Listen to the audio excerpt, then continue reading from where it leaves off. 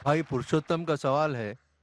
हमारे हिंदू धर्म के पंडित आचार्य ये जानते हैं कि वेद और हिंदू धार्मिक किताबों में मूर्ति पूजा मना है, लेकिन हम शुरू में इतने मजबूत नहीं रहते, इसलिए हमारे जहन को कंसंट्रेट करने के लिए मूर्ति की ज़रूरत पड़ती है।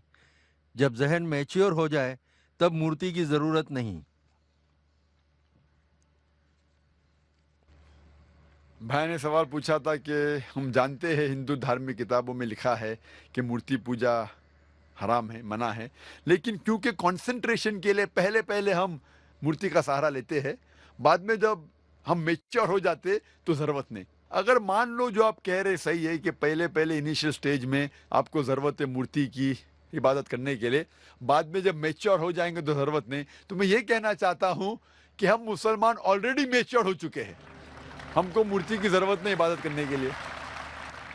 और एक वक्त, एक समय, एक पंडित मुझसे बहस कर रहे थे और कह रहे थे यही चीज़ कि मैं जानता हूँ कि मूर्ति पूजा हराम है, गलत है, लेकिन कंसंट्रेट करने के लिए ज़रूरत पड़ती। मिसाल दी उनने कि जब एक छोटा बच्चा पूछता है ये थंडर क्यों है, बादल क्यों गड़गड़ाते हैं, ये जब थंडर सुनते ना, या आसमान से आवाज़ जो आती है गड़गड़ाहट की, क्या है ये? तो पंडित कहने लगा हम कहते हैं बच्चे से, क्योंकि वो नहीं समझ पाता है, कि आए माँ चक्की पीसती है। आसमान में आई माँ, नानी चक्की पीस रही है, क्योंकि बच्चा है, क्या समझेगा। तो मैंने उससे कहा कि आप तो ये जवाब दे सकते हैं, लेकिन मैं ये जवाब नहीं दे सकता हूँ, क्योंकि मैं अगर मेरे बेटे से कहूँगा कि ये ठंडर जो है थंडर है इसीलिए क्योंकि आई माँ चक्की पीसती है, और जब वो स्कूल में जाएगा और चंद साल बाद ये सीखेगा कि thundering is due to sudden expansion of the rapidly heated air, उसके वजह से ये थंडर है, तो वो सोचने लगेगा कि टीचर गलत बोल रही है। जब उसे पता लगेगा टीचर सही बोल रही है, फिर बोलेगा मेरा पिता झूठ बोल रहे थे।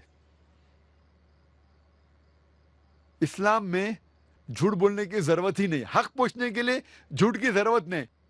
हमें साफ साफ कहना चाहिए, हमें कहना चाहिए अच्छे अंदाज में क्यों ठंडर होता है। जब गलत जवाब देंगे तो कल पकड़े जाएंगे और फिर सही नहीं होगा।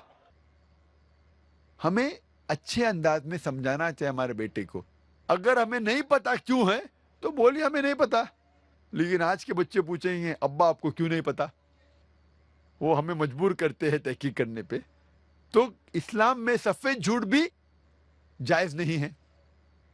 और पंडित कहने लगा कि इनिशियल स्टेज में जब बच्चा फर्स्ट स्टैंडर्ड में होता है तो उस टाइम हम उन्हें इबादत के लिए आइडल का सहारा लेने के लिए कहते हैं, मूर्ति का सहारा। जब वो ग्रेजुएट बनता है उस टाइम उसे ज़रूरत नहीं पड़ती मूर्ति की।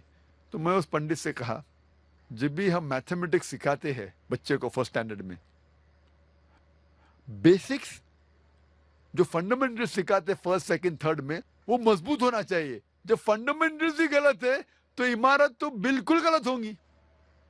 फंडामेंटल्स कभी गलत नहीं हो सकते। मैथ जब सिखा रहे तो आप ट्रिग्नोमेट्री, लॉगरिथम वो बाद में सिखाइए, अलजेब्रा, लेकिन बेसिक तो सही सिखाइए।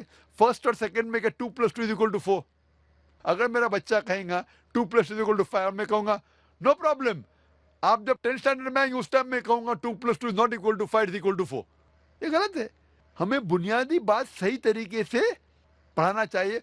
और वेद में बुनियादी बात है कि ईश्वर, खुदा का कोई भी प्रतिमा नहीं है, कोई भी आइडल नहीं है, कोई भी इमेज नहीं है।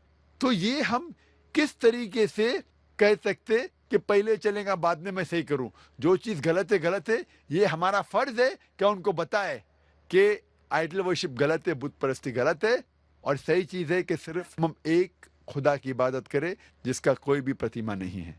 Hope that answers the question.